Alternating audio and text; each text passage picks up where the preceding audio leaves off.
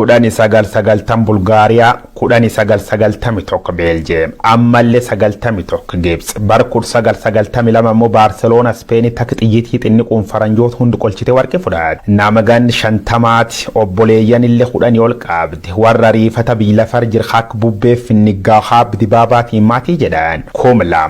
Kum lamaaf tokko, kum lamaaf afuriif kum lamaaf shamarroo 10 ol faranjii walitti gad lakkisan akka jeettii balalii uummarroo 8 cuuf warqee saamte. Guyyaa lamqoof caalamuun lammeessoo 8 taate. Waa'een talaabbi tullu gammachuu yookaan abba jootee daraartuu irra dubbachuu jirra.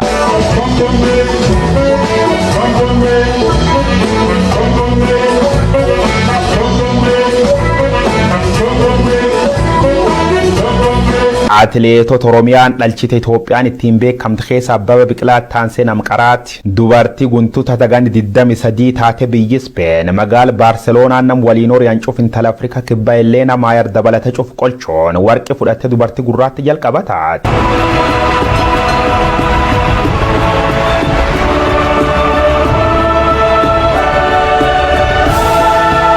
Yeroo suniin namni mo'atti jedhee na eegin jirtur addunyaan atileetii Afrikaa kibba Elleena Meeyer eegaa turte hajjetti intaltii Oromoo tun daraartuu tulluu sadarkaa dandeettii olaanaatiif ofitti amanummaa qabduun akkasumas gorsaaf haamilee leenjistoota isiitiin morkattoota isii cufuuf duuban lakkiftaa waar fuula qotuu waancaa kan cufu guurrachuu dubbate. Olompikii Ispeen kadir Baarseloonaatti akka war faranjoota 1992 deemsifam jedhan kanaan dubartii Afrikaa kibba Elleeni Meeyer Taanseellee tilmaam guddaa argataa turan atileetota biyya Ameerikaa fi Ireland fata'u ragaaleen ispoortii agarsiisa. Warqii 35, meetii 12 fi naasii 15 waluma galan madaaliyaa 62 guurrachuun kopha nyaattee fixee geeduuba atileetiks irraa fudhachuun hojiilee misoomaa tola ooltummaaf waan dadansarratti hirmaachuu sitti dubbata.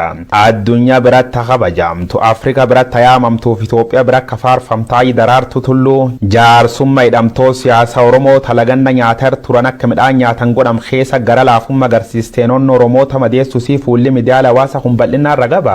Yeroo ammaa pirezidaantii Federeeshinii Atileetiks Itoophiyaa ta'uun tajaajila jirtu Koloneel Daraartuu Tulluu akka war faranjoota bar 2017 badhaasa BBC dubartoota ciccimoo 100 waggaan kennamu. The BBC 100 Women jedhullee keessatti hammatamuun dubartii qarataa. Daraartuun Oromiyaa bakka bu'uun dorgomte waggaa 4 irra horm gara atileetiksii kan ta'uun filatamte. Maarreen Taltiyaab Tulluu Daraartuun hojii dadansaa hojjetteen kabaja atileetiksii keessa qabduuf akkasumas namummaa siitiin sirni galateeffannaa ka qophaa'eef intalti tune bittoottees 19 magaal Finfinnee hotel Skylight konkolaataaf warqii giraam 350 ulfaat dabalate waan hedduu guurrachuun nagaa ammanuuf galte.